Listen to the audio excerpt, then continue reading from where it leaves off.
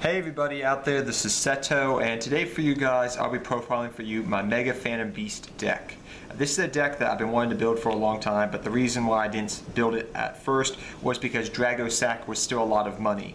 I really like the mechanic, it being able to synchro summon, exceed, and use tokens in that way, but now that Mega Phantom Beast Drago Sack has gotten the reprint now, and you really needed to play two in the deck to begin with, now that it's got the reprint, the deck is a lot more cheaper and it's very easy to build. The most expensive card in the entire deck is your Drago Sacks for your extra deck.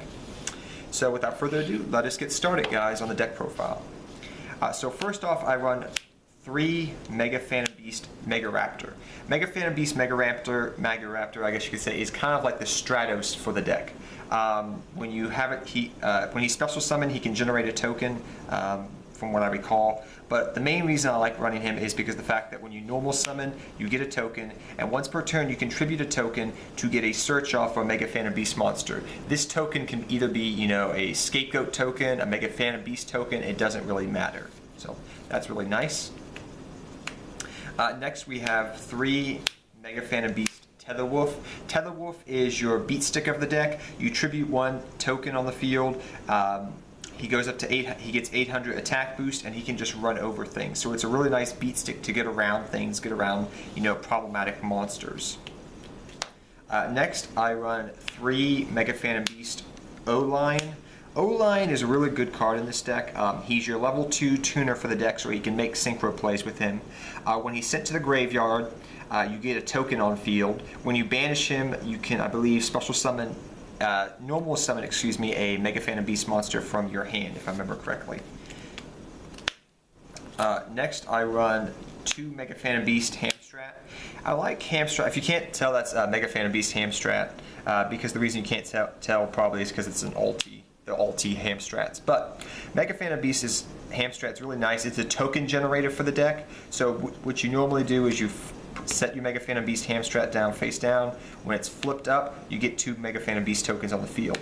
He only has 1,600 attacks, so he can get run over very easily, but I like him as a 2-of in the deck. He's really nice. Next, I run 1 Mega Phantom Beast Harleyard. I like Harleyard as a 1-of. He's really nice. You can get some little cool combos in the deck going. I don't like drawing him. I like searching him, you know, searching for him in the deck. Originally, when I built this deck, I liked him as a 1-of, or you know, like a 2 or 3-of, but it got a little bit cloggy. So eventually, I cut it down to a 1-of. But it's a really nice one. I don't want any other Mega Phantom Beast monsters like Colt Wing or anything like that, because I find that they're very combo based, and the deck needs consistency, I found. So I just like running the basic Mega Phantom Beast lineup. Next, I run 2 these are not Mega Phantom Beast.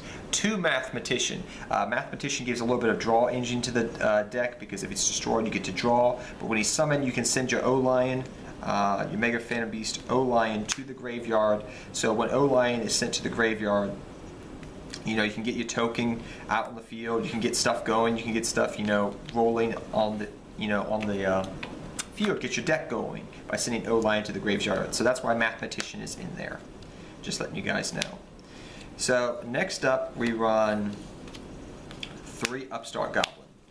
Upstart Goblin, I found the deck works out very well. The deck needs a little bit of draw power, make it a little bit more consistent to make the deck going, because it is Mega Phantom Beast. But I like running the 3 Upstart Goblins just to add consistency to the deck. Get a little bit of draw power going in the deck. Doesn't hurt. Next, I run 2 Supply Squad. I may cut Supply Squad down to a 1-of. I'm still debating that in my head.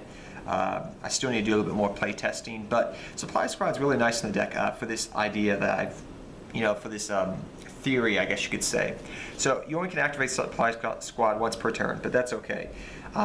If you know Mega Phantom Beast monsters, they all have the clause that they have to, a token has to be destroyed so they can be destroyed, so they contribute a token to stay alive. So your opponent is going to usually attack those tokens to get to your Mega Phantom Beast monsters to destroy them first. So where it's really nice is if you have a token on the field and the token's destroyed, you get to draw a card off of Supply Squad. And if 1 token's destroyed, then you can draw 2 cards off Supply Squad if you have both Supply Squads on the field. It's a little thing I like to do. It's sometimes inconsistent, but it does add a little bit of draw aspect to the deck and a little bit of MST bait to the deck with Supply Squad because it's face up. You know, it's like, oh, hit me, hit this card, get rid of it. So I do like the Supply Squad as a one of. I may cut, you know, I like it as a 2 of right now. I may cut it down to a 1 of, but it's really nice because when your tokens get destroyed, you can just draw cards once per turn. Really nice little thing. Next, I run 2 Scapegoats. I like Scapegoat in the deck. It's really nice. I used to run it as a 3 of, but 2 of is better, I find.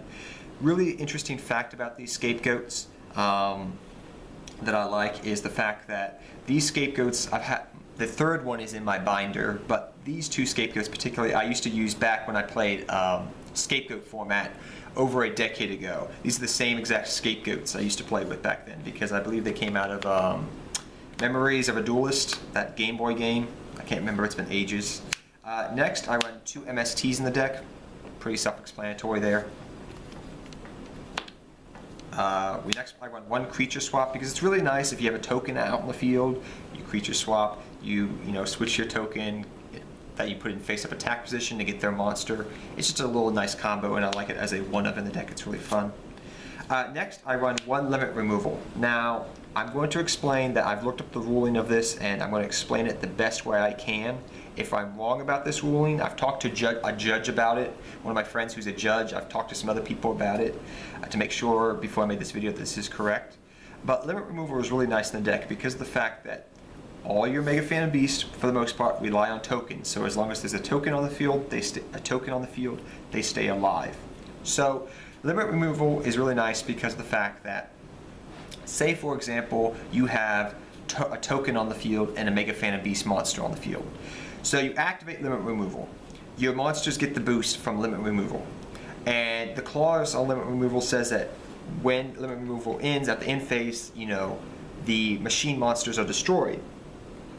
But since you have tokens on the field, your Mega Phantom Beast will stay alive. So the token will get destroyed, but the Mega Phantom Beast will stay alive.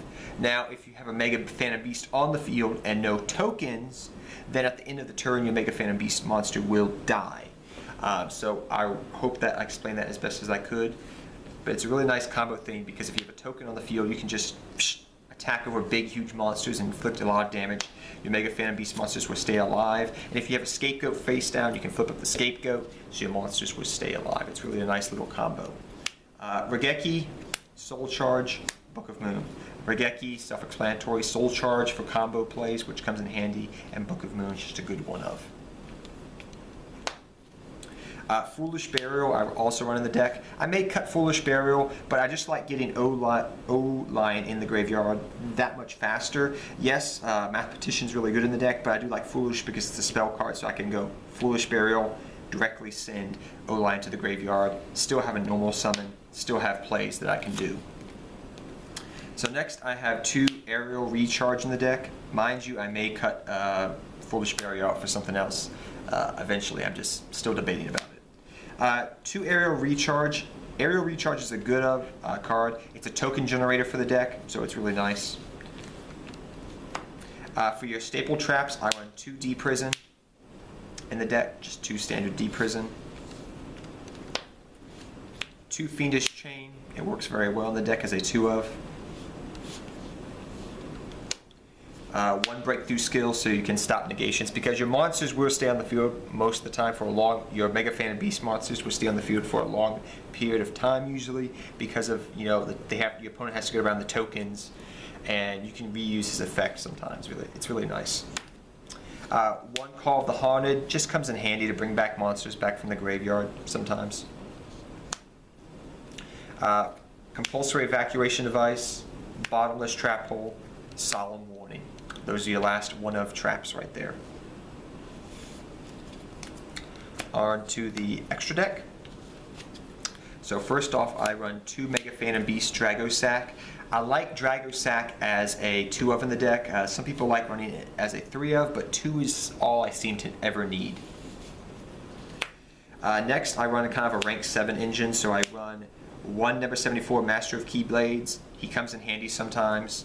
And I run 1 number 11 Big Eye over here. Next, I run one Gustavus Max because you can go into rank 10 Exceed monsters sometimes, and he's really cool.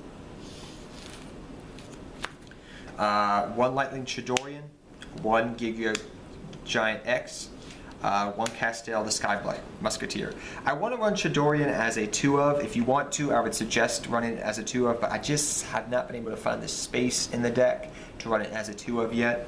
Giga Giant X, it's really nice. You make Giga Giant X, you search out a Mega Phantom Beast monster, self-explanatory. Castel the Scale Musketeer, just a good card in general for spinning things back to the deck. Other 1-ofs, we have number 101 Silent Arc Honor's Knight, Evil Swarm Exciton Knight, one Abyss Dweller. I'm sorry if you can't tell the 101, it's an ulti, I apologize.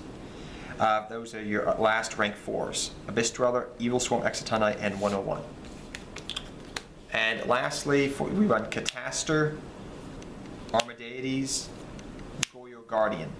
Those are your 5 through 6s, and I do run one level 8 Scrap Dragon because you can go into Scrap Dragon, pop tokens, you know, do your normal shenanigans. It really comes in handy. So guys, I hope you all enjoyed this Mega Phantom Beast deck. It's a really fun deck to play. I really like the mechanic of the deck with tokens. Like I said, there are some cards I may take out, like Supply Squad, because you only can activate once per turn, and it does come in handy because, you know, your opponent has usually will attack your tokens so they can get to Mega Phantom Beast monsters. Also keep in mind that that's the ruling I understand about limit removal. If you don't fully understand it, I'll try to put like a little notation up there on the screen. But it's a really fun deck to play with. It may not be super competitive, but it's really fun, and I really like the mechanic. So until next time, guys, take care, have fun dueling, good luck dueling to all of you, and I hope you enjoyed this deck profile of Mega Phantom Beast. And until next time, guys, Seto Kaiba, I'm out of here, guys. Till next time. Take care, everybody.